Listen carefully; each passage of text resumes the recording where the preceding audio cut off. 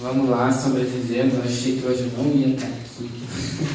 Já está em nosso lado.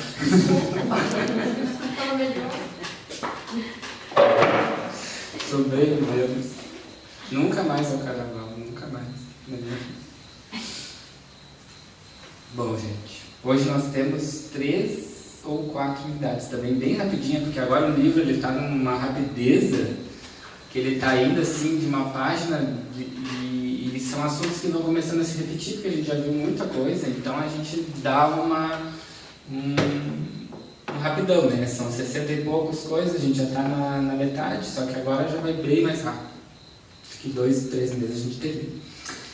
E também para dizer para vocês que daqui, se não na semana que vem ou na outra, a gente vai começar a introduzir um livro novo para a gente, tá? Sobre a apometria, tá? Que a gente vai começar a estudar apometria, que na verdade a gente já meio que pratica, mas vocês vão estudar mesmo o que é. A gente vai pegar um livro do Norberto Peixoto, e que é pelo Ramatiz, tá? Que é ótimo, porque explica muito bem lá.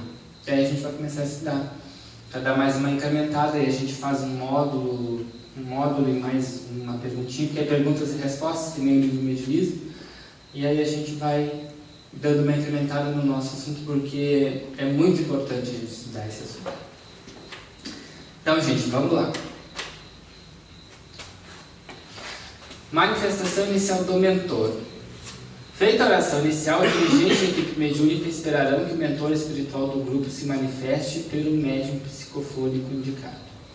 Essa medida é necessária porquanto existem situações e problemas estritamente relacionados com a ordem doutrinária do serviço, apenas visíveis a ele. Gente, hoje em dia de praxe, numa reunião de desobsessão, não tem manifestação de mentor no início, tá? O tempo é tão curto para as reuniões de desobsessão, é 1 hora, 1h30, é um doutrinador, é 30 médios, e aí as entidades estão lá, né? Então, geralmente os mentores, eles não vêm dizer mais do mesmo, né? Eles colocam o trabalho e vai assim, ó. Então, tu imagina, pega lá 8h10, nós recém estamos começando, se lê o Evangelho, prece inicial, mais 10 minutos mentor, sobra 40 minutos para as entidades se manifestarem. Então, isso é muito raro. Embora seja muito importante se fazer, às vezes tem coisas que só do outro lado que eles conseguem ver, que é, vamos dizer, às vezes acontece, né, sexta-feira, mas assim, que uma vez a cada 2 meses, talvez, né, se a gente for dizer por aí, mas aí é bem rapidinho também, uns minutinhos, gente. Sendo assim, o amigo espiritual, na condição de condutor do agrupamento perante a vida maior, precisará dirigir-se ao conjunto, lembrando minudências e respondendo alguma consulta ocasional que o dirigente lhe queira fazer, transmitindo algum aviso ou propondo determinadas medidas. Nós fazíamos muito isso, tipo, quando a gente começou, na segunda-feira nós tínhamos um dia que a gente tinha de Umbanda, né? Nesse dia a gente tinha tanta pergunta, que não tinha, né? Que a gente não é Umbanda, né? Mas a gente tinha, tipo, consulta com o mentor direto, né? Então a gente ficava um dia só perguntando, era tipo o livro dos espíritos, né? Quem é Deus? Veja lá. E responde. Depois, e a gente ficava 1 hora, 1h30 nessas, falando mesmo do trabalho. Começou bastante assim, né? A gente se instruindo bastante com essas questões. Muitas dúvidas que a gente tinha, vamos fazer assim, ou vamos fazer assado, a gente já usava esse dia para perguntar.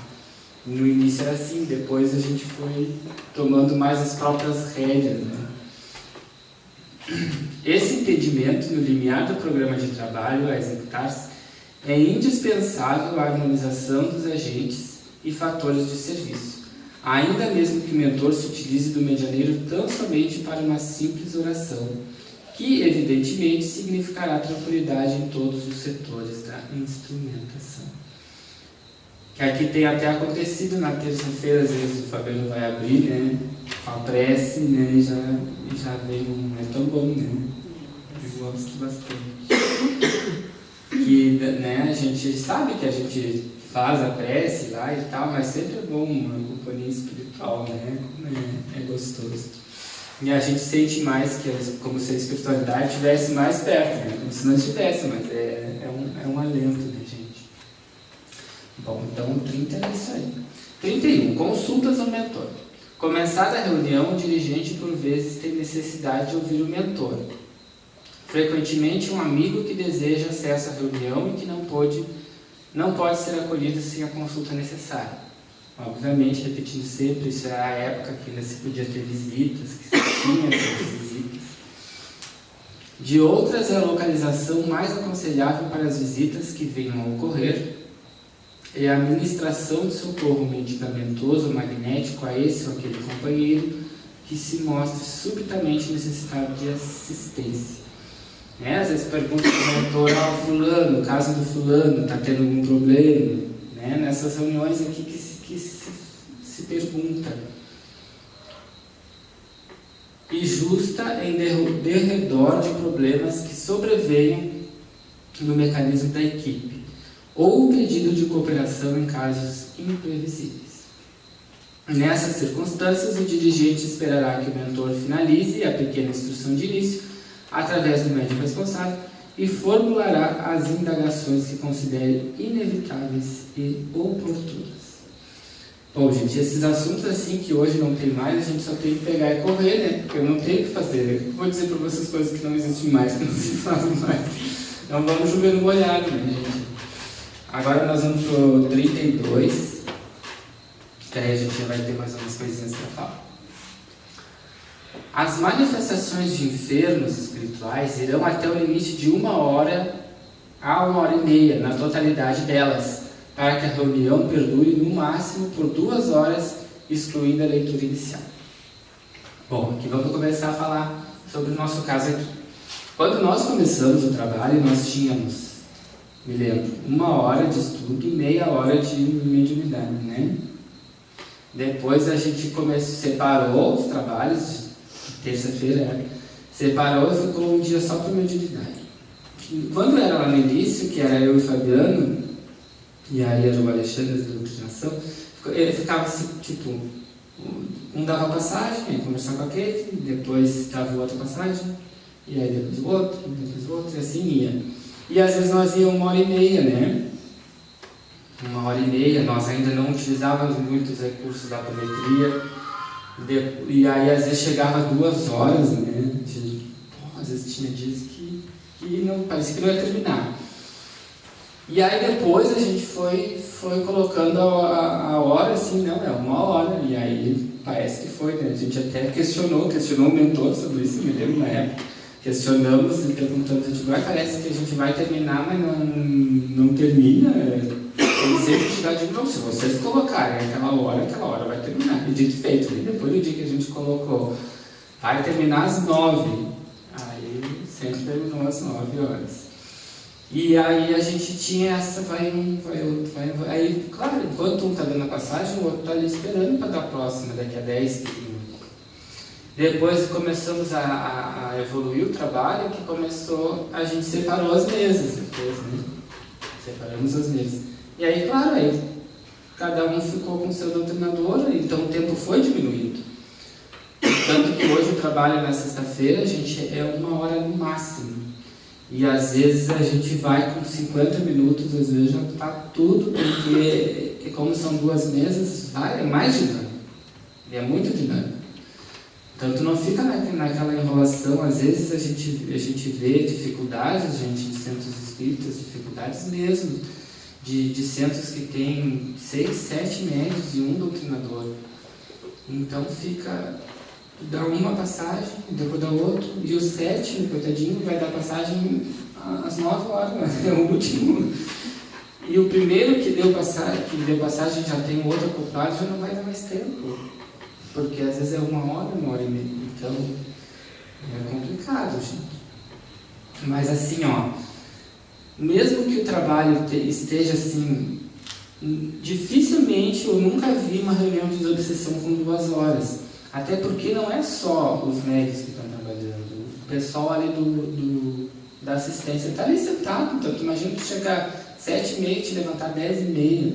É muito cansativo. O dispêndio de energia também é muito grande. Então, Se começar às 8, 9 horas, 9h30, no máximo, dependendo do tamanho da casa, dependendo do tamanho da reunião. O espírito desencarnado, em condição de desequilíbrio e sofrimento, utiliza o médium psicofônico, ou mais propriamente o médium de incorporação, com as deficiências e angústias de que é portador, exigindo a conjugação de bondade, segurança, humildade, vigilância no companheiro que lhe dirige a palavra. Natural, venhamos a compreender no visitante dessa qualidade um doente, para quem cada frase precisa ser medicamento e bálsamo. Gente, repetindo sempre, o doutrinador, ele tem que conhecer muito de psicologia, tem que estudar muito para poder conversar com o espírito. Às vezes a gente acha que é fácil, né? Eu acho que assim, a pior coisa que tem é ser doutrinador. Eu me lembro quando eu estava já anos e anos trabalhando numa mesa, eu já pensava, eu nunca vou ser doutrinador. Eu pensava assim, o espírito não diz uma coisa, o que eu vou dizer? E olha, já anos e anos, gente. Porque é difícil, tu nunca sabe, tu pode ser pego de surpresa. E tu tem que estudar bastante a questão da psicologia. Vamos se ele te diz isso, o que tu vai dizer? Que é o que a gente vai estudar bastante. Vamos pegar isso bastante na estudar na apometria. Se ele vai por tal linha psicológica, o que tu pode dizer, ou quais os comandos que melhor seriam tu fazer com que ele... Será que ele precisa ir para o passado? De repente ver alguma coisa que ele não está querendo ver? Será que eu tenho que ir para ele a uma encarnação atrás, a 2, a 3?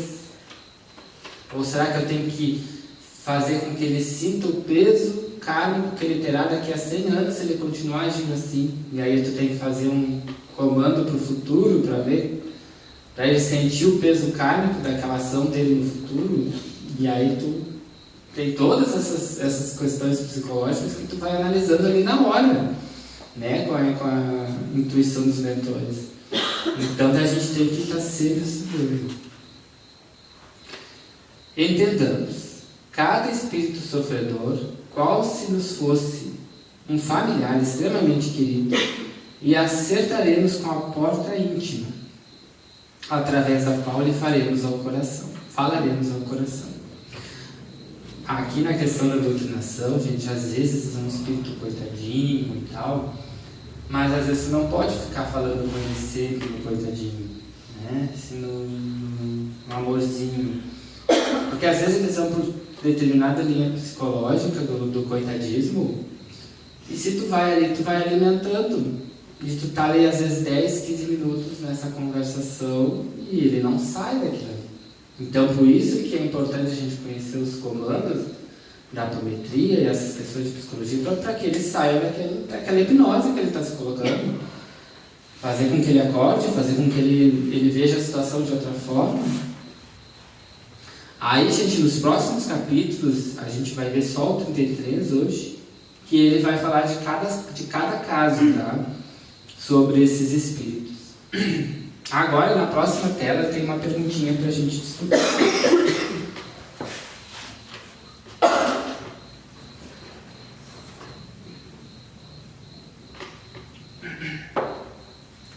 Vamos pegar as paletas só para a gente brincar. Que é muito fácil.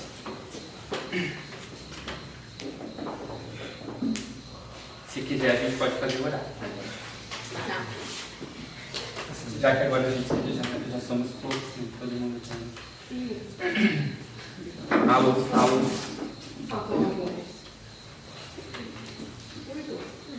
Vamos ver aqui. Parou.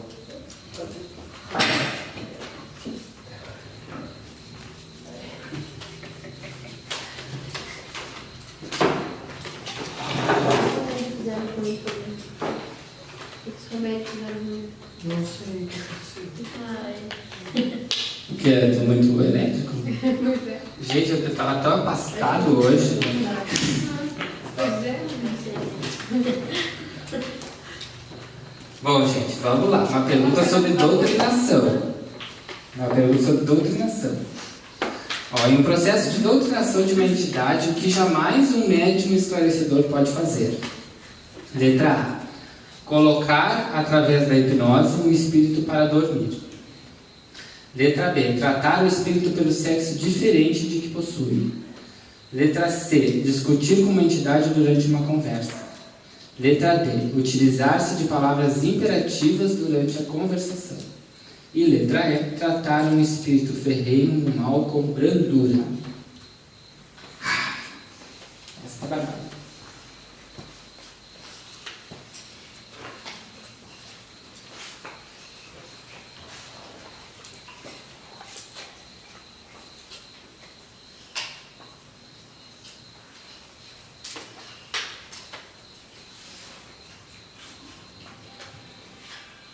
Olha só.